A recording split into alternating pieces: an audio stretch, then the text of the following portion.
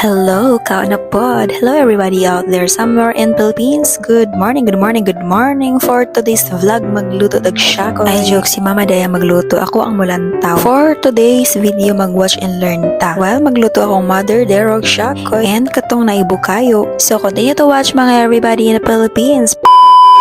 Good morning guys. Yes, morning pa kayo tag-faces for today. And lamig kayong gawas tanawon o every morning. Around 8 a.m. in the morning and karon pa ko ni Mama. Ay, masawaya na sabdaan ni karon nga tapulan. Yes po, medyo tinuod na. Actually, nagsabot ming mama ani nga if magluto ka balik og siya ko'y pag-ingon kay mag-video ko gikan sinulanan. So, mo to guys, this is it pansit video na ko pa unsa siya maggama. Pero before that, na ako'y nasakpan diri daghan kayong kalamansi na harvest ni Papa. So, kung naay kalamansi unsaon man, syempre maggama dayon kog juice na unsa. While nagprepare si Mama sa iyang ingredients, ako sab nagsamok-samok sa diri siyang pwesto kay hangin man diri ahayag og dili ngit-ngit aw. Then after ani butangan dayon og sugar para dili kayo aslom no sodpod kirig pud siguro ta wala nya kay mas lami kong ref para bugnos sa pastilan yahay ang bata na nay juice organic in homemade. Wag wala ta mabugno tong ref, I mean ang juice na to. Mag-ukay-ukay sa ko guys, mag-ukay og bukayo. Yes, basi nay wala kay bukayo diha ba mag-watch na mo para manay ma-learn from me. After na ko gibalani itong maskubado nga sugar guys, katong itom maskubado ang tawag ato. And mao na ni ang finished product. So nindot maglanlan aning mga miga pero di palabi kung di mo ganahan puri guton kay lablubi baya ni dindagan kayong sugar. So isbog na ta din sa harina ni Mama, prepare na, and of course timplado niyang water with baking. Mao din ni siya ang i-mix sa harina na siya food color, maong nag-orange na siya. Then kanang puti is yes, pang patubo. I mean yes ang pangalan.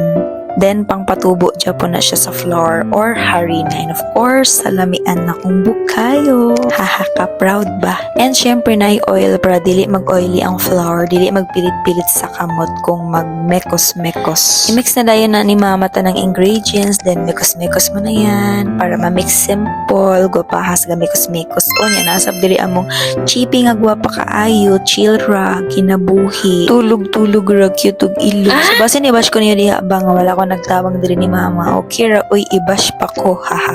Bitaw guys, dili siya patabang in terms sa mga ingani kay gadugay-dugay ra daw siyang trabaho. Kay di daw magkadimao. Sa wala kabalo guys, dugay na ni ako Mama magluto og ingon ana sab ni siya mga orders pero di gid ko niya pasulayon og mekos-mekos kay lagi di magkadimao. Gusto niya tan-awon ra nako siya di na siya katabi while gamekos-mekos. O di ba? Himuon ra ko og entertainer. So, mo na to guys, yung final look siyang mekos-mekos ready na ipatubo. Ingani ra day ang secret aning siya koy guys. Nya pagkahuman nato magsugod na siya patubo sa maong finished product para humok ubod ako syempre. Then humok sab kanon sa pamandiay. Yang gigama guys kay ginalingin-lingin sa niya para arrange ang maong proseso sa paggama. Nya kanang green di ay diha nga hapin kay gituyo na siya para limpyo iwas abog-abog kay probinsya baya ni diri guys daghan abog sa kabihasnan. Nya kay namdaman ta sa tong gitimpla di ay nga kalamansi. Unsaon pamandi ay imnon gyud syempre halap kita diha kay bugna naman kayo ng mga auntie ko. Kita mo anang dagway nako. Sus.